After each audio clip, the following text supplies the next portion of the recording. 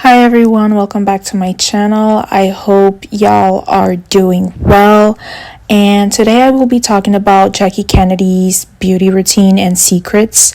Thankfully, I could find a lot of information about her beauty routine online.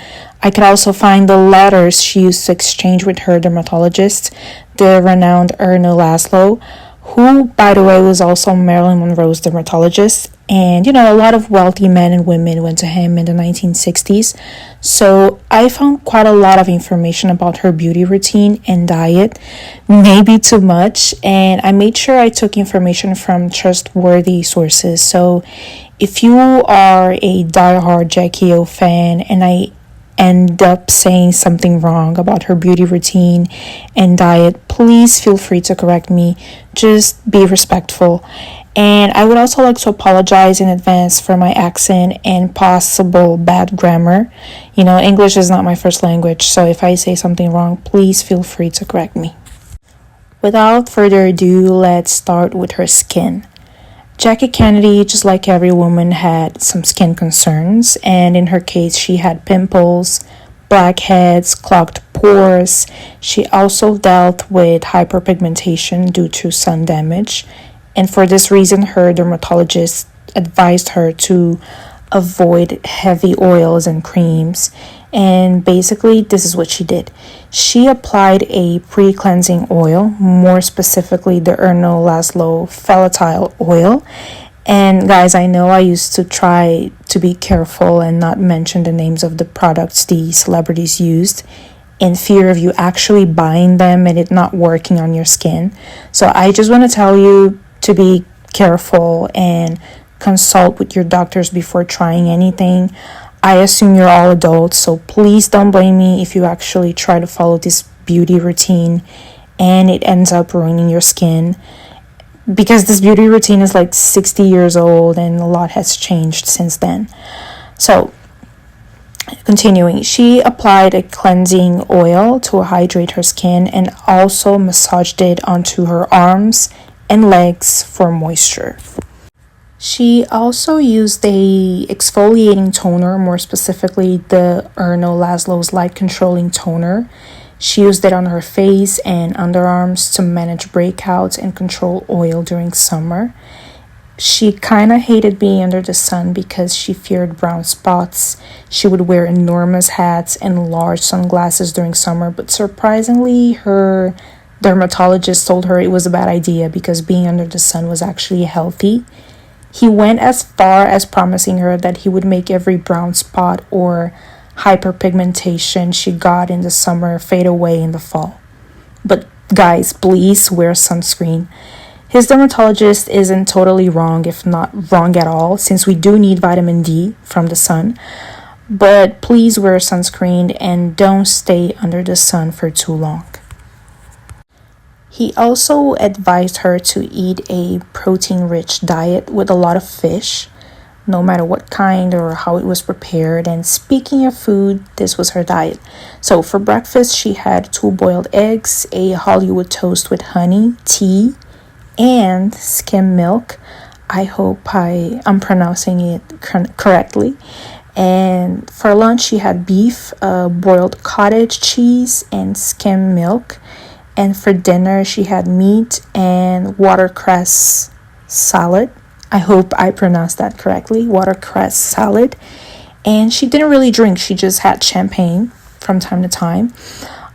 She also avoided sweets. She would eat apples instead whenever she had lunch with her kids. And she also had orange juice.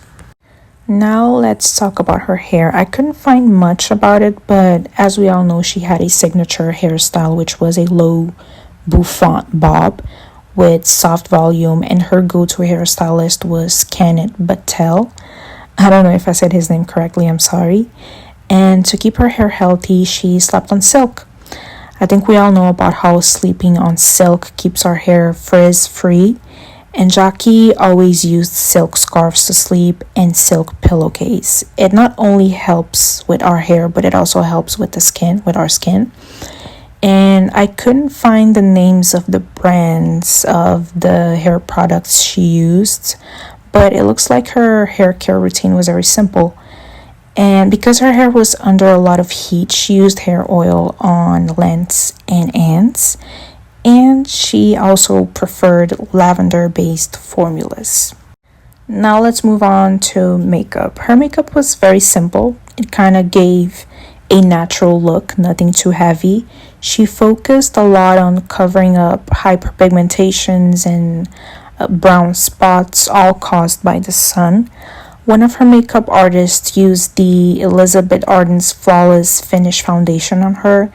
And of course, the formula isn't really the same, but I bet it's good. She had thick eyebrows, not very thick, but she had thick eyebrows, well brushed eyebrows.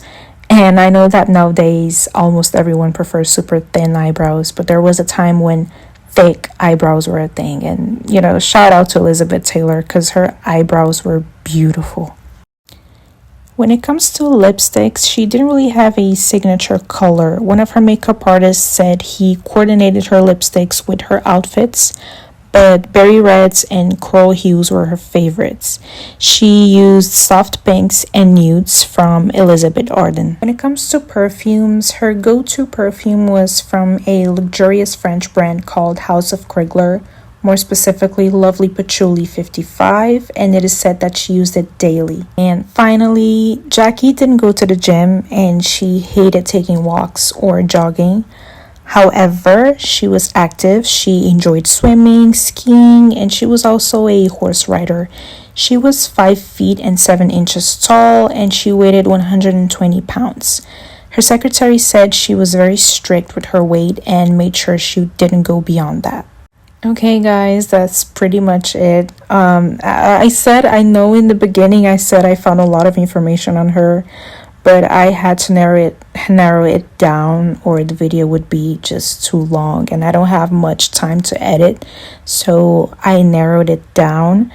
I really hope you enjoyed the video. If you want me to reveal the beauty secrets of a certain celebrity from the golden ages, please feel free to comment and I will do my best to do some research because I can't find the beauty routines of everyone, but I will do my best. Again, I'm so sorry for my accent. If it bothered anyone, I'm so sorry. I will most definitely improve. And if you have any suggestions, feel free to comment and it's okay. By the way, I want to say that sometimes when I'm speaking, I might sound too robotic, but it's because I really need to write down everything I say. So everything I say, I write down. So I have a script. I write down everything I say and then I read, because if I just do what I'm doing now, I kind of get lost. So I'm sorry if I sometimes sound too robotic. It's because I write down everything I say. I must write down everything I say or I'll sound like or it will be a mess. You won't understand anything I say. So please subscribe, please comment and share if you can, and see you on the next one. Bye.